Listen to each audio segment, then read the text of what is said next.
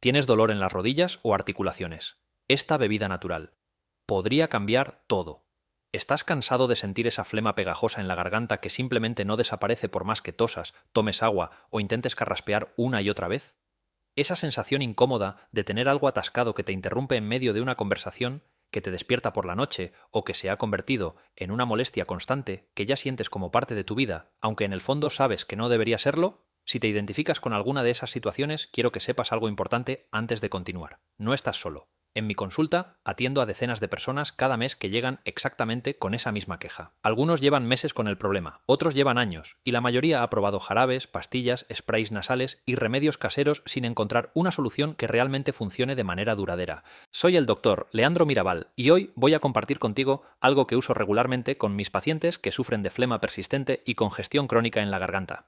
Te voy a hablar de la planta medicinal número 1 para ayudar a eliminar la flema y limpiar las vías respiratorias, respaldada por siglos de uso tradicional y validada por evidencia científica moderna. Pero no me voy a limitar a decirte el nombre de la planta y ya. Eso no te sirve de nada si no sabes cómo prepararla correctamente, en qué dosis usarla y qué otros hábitos necesitan acompañarla para que su efecto sea completo y duradero. Quédate hasta el final porque hay un paso en la preparación que la mayoría de personas omite sin saber que ese detalle es precisamente lo que determina si la infusión funciona o si terminas bebiendo agua caliente con sabor a hierbas sin ningún beneficio real para tu garganta. Pero antes de llegar a la planta y a la receta, necesito que entiendas algo que va a cambiar completamente la manera en que ves ese moco que tanto te molesta. Porque la solución real al problema de la flema crónica no empieza en la planta ni en el remedio. Empieza en entender qué es realmente esa flema y por qué tu cuerpo la produce en exceso. La mayoría de personas ve el moco como un enemigo, algo sucio e indeseable que el cuerpo produce por error y que hay que eliminar a toda costa. Pero esa perspectiva está completamente equivocada y entender por qué está equivocada es el primer paso para resolver el problema de verdad. El moco no es tu enemigo. El moco es uno de los sistemas de defensa más sofisticados y más importantes que tiene tu cuerpo para proteger tus vías respiratorias. En condiciones normales y saludables, tus vías respiratorias están cubiertas por una fina capa de moco que es líquida, transparente y que ni siquiera percibes.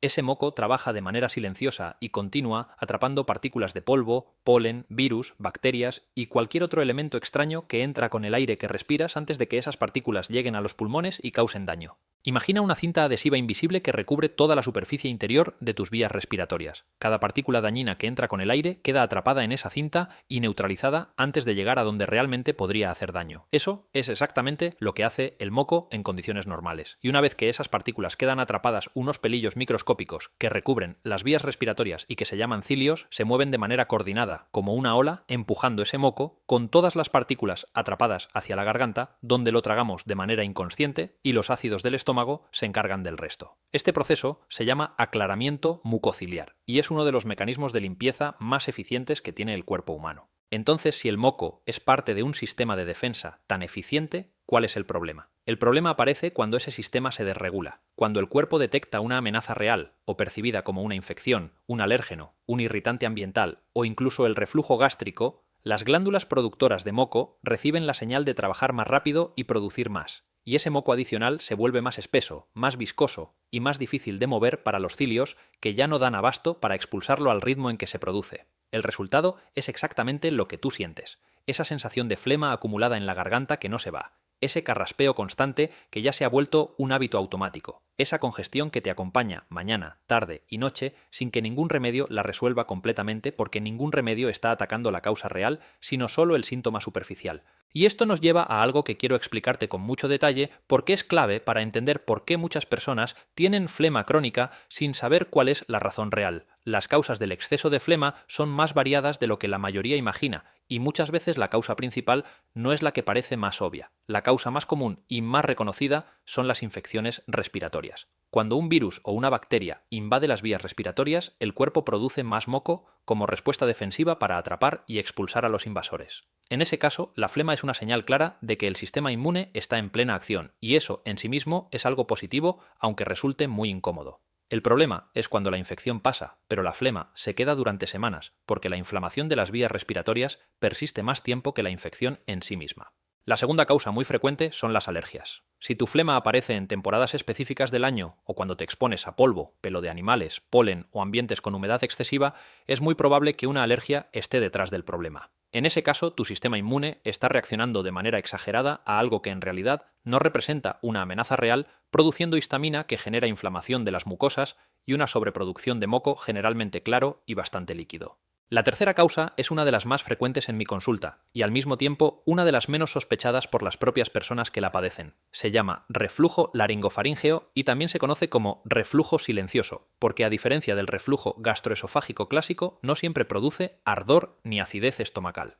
En el reflujo silencioso, pequeñas cantidades de ácido gástrico suben por el esófago e irritan la garganta y la laringe sin generar síntomas digestivos evidentes. Y para protegerse de esa irritación ácida, la garganta produce un moco espeso y pegajoso como barrera protectora. Si tienes flema constante, especialmente por las mañanas al levantarte, y no estás resfriado ni tienes alergias, el reflujo silencioso podría ser la causa que nadie te ha diagnosticado todavía. La cuarta causa son los irritantes ambientales. El humo del tabaco, aunque no seas fumador activo, la contaminación del aire, los productos de limpieza con químicos fuertes, los ambientes con polvo o con aire muy seco, son todos irritantes crónicos que obligan a las vías respiratorias a producir moco adicional de manera continua como mecanismo de protección.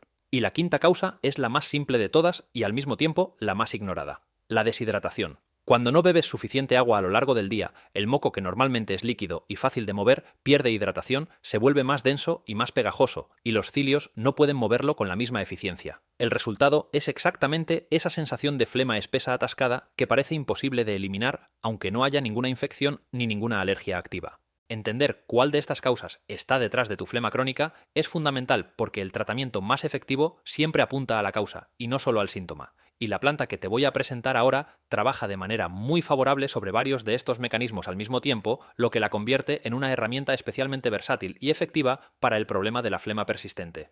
La planta número 1 para eliminar la flema y limpiar la garganta es el tomillo. Thymus vulgaris es su nombre científico, y es posible que lo tengas en este momento en tu cocina pensando que es solo una hierba para cocinar, pero lo que te voy a explicar ahora sobre el tomillo va a cambiar completamente la manera en que lo ves. El uso medicinal del tomillo no es un descubrimiento reciente ni un remedio sin base científica. Su historia como planta terapéutica se remonta a miles de años. Los antiguos griegos lo usaban para tratar problemas respiratorios y los médicos europeos de la Edad Media lo empleaban como uno de sus principales recursos para las enfermedades del pecho y la garganta. Pero más allá de su historia tradicional, lo que nos interesa es lo que la ciencia moderna ha encontrado sobre sus compuestos activos y sus mecanismos de acción específicos sobre el sistema respiratorio. El poder terapéutico del tomillo viene principalmente de sus aceites esenciales, y dentro de esos aceites esenciales, dos compuestos destacan por encima de todos: el timol y el carbacrol. Estos dos compuestos son los responsables directos de las propiedades que hacen del tomillo la planta número 1 para la flema y la congestión respiratoria. Lo primero y más importante para nuestro propósito es su acción expectorante. El tomillo tiene una capacidad documentada para ayudar a fluidificar el moco espeso y pegajoso que está adherido a los bronquios y a la garganta, facilitando su expulsión de manera natural. Transforma esa flema densa e inmóvil en una secreción más líquida y manejable que el cuerpo puede expulsar con mucha más facilidad. Muchas personas reportan que tras tomar la infusión de tomillo de manera regular durante varios días, la flema que antes parecía imposible de mover empieza a movilizarse y a expulsarse progresivamente. Lo segundo es su efecto sobre el sistema de limpieza natural de las vías respiratorias. Algunos estudios sugieren que los compuestos activos del tomillo podrían estimular la actividad de los cilios, esos pequeños pelillos que empujan el moco hacia afuera, potenciando el mecanismo de aclaramiento mucociliar que mencionamos antes. Es como darle un impulso adicional al sistema de limpieza propio del cuerpo para que trabaje de manera más eficiente, expulsando la flema acumulada. Lo tercero es su potente acción antimicrobiana. El timol y el carbacrol tienen propiedades antibacterianas y antivirales documentadas científicamente que los hacen efectivos contra varios microorganismos que frecuentemente causan o perpetúan las infecciones respiratorias. Esto significa que el tomillo no solo ayuda a eliminar la flema, sino que también puede contribuir a combatir la causa infecciosa que está generando ese exceso de moco. Es una planta que actúa en dos frentes simultáneamente. Lo cuarto es su efecto antiinflamatorio y antiespasmódico. La tos constante, el carraspeo repetido y el exceso de moco irritan progresivamente las mucosas de la garganta, generando inflamación local que a su vez estimula más producción de moco, creando un círculo vicioso. El tomillo ayuda a interrumpir ese círculo, reduciendo la inflamación de las vías respiratorias y calmando los espasmos de tos, especialmente esa tos seca e irritante que muchas personas tienen de manera crónica sin secreción aparente. Diversos estudios clínicos han evaluado el uso de extractos de tomillo en el tratamiento de la bronquitis aguda y han encontrado resultados positivos en la reducción de la tos y en la facilitación de la expulsión de la flema. Alemania, que tiene una de las tradiciones más sólidas en fitoterapia científica, tiene al tomillo incluido en su farmacopea oficial como planta medicinal reconocida para el tratamiento de afecciones del tracto respiratorio superior. Ahora vamos con la preparación completa paso a paso, porque como te prometí al inicio, hay detalles en la forma de preparar esta infusión que marcan una diferencia enorme en su efectividad y que la mayoría de personas no conoce. Para preparar la infusión de tomillo potenciada necesitas los siguientes ingredientes: tomillo seco de buena calidad, una cucharadita colmada por cada taza de agua. Si tienes acceso a tomillo fresco, también funciona muy bien, aunque el tomillo seco tiende a estar más concentrado en sus aceites esenciales. Agua filtrada o mineral si es posible, una taza de aproximadamente 250 mililitros. Jengibre fresco, un trozo pequeño de aproximadamente 2 centímetros que rayas o picas muy fino justo antes de usar. El jengibre es un complemento que potencia significativamente el efecto antiinflamatorio del tomillo. Limón, una rodaja gruesa o el jugo de medio limón. La vitamina C del limón y su acidez ayudan a disolver la mucosidad espesa. Y miel cruda sin procesar, una cucharadita pequeña, que añadirás al final y no durante la cocción por razones que te explico en un momento. El primer paso de la preparación es el más importante y donde más errores se cometen. Pon el agua a calentar y observa con atención. En el momento en que veas aparecer las primeras burbujas grandes en el fondo de la olla, apaga el fuego inmediatamente. No dejes que el agua llegue a un hervor fuerte y agresivo. Este detalle es fundamental porque los aceites esenciales del tomillo, especialmente el timol y el carbacrol, que son los compuestos con mayor actividad terapéutica, son volátiles. Un hervor vigoroso los evapora literalmente antes de que puedan pasar al líquido, y lo que te queda es una infusión con mucho menos poder terapéutico del que podría tener. El segundo paso es poner el tomillo seco y el jengibre rallado directamente en la taza y verter el agua caliente encima. Inmediatamente después de verter el agua, cubre la taza con un plato pequeño o con cualquier tapa que tengas disponible. Este gesto de tapar la taza es el detalle que la mayoría omite y que hace una diferencia enorme. Al tapar la infusión, atrapas el vapor que se forma en la superficie y ese vapor está cargado de los aceites esenciales volátiles del tomillo. Al quedar atrapado ese vapor, condensa nuevamente y vuelve al líquido en lugar de escaparse al ambiente. Estás literalmente recuperando la parte más activa de la planta que de otro modo se perdería en el aire. El tercer paso es respetar el tiempo de reposo. Deja la taza tapada durante 10 a 15 minutos completos. Menos tiempo no es suficiente para que los compuestos activos del tomillo pasen completamente al agua. La paciencia en este paso se traduce directamente en una infusión más potente y más efectiva.